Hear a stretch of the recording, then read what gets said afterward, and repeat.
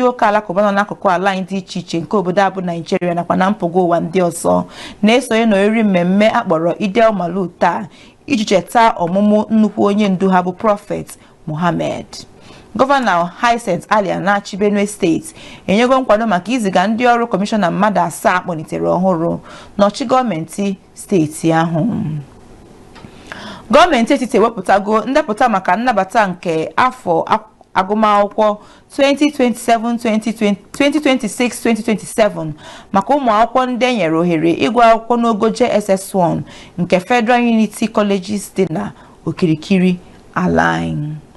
N'ikpeazụ, ụlọ ọrụ etiti na-ahazi ule eji enweta ohere agụmakwụkwọ n'ụlọ mmụta mahadum ala anyị dị iche iche Joint Admissions and Matriculation Board (JAMB) ekwupụtago usoro ọhụrụ ga-eme ka ụmụ akwụkwọ niile sonyere n'ule Unified Tertiary Matriculation Examination (UTME) nke afọ abụ 2026 nwee ike nyochaa ma ziga mpụtara ule O-level ha site n'ụlọ ebe obibi ha.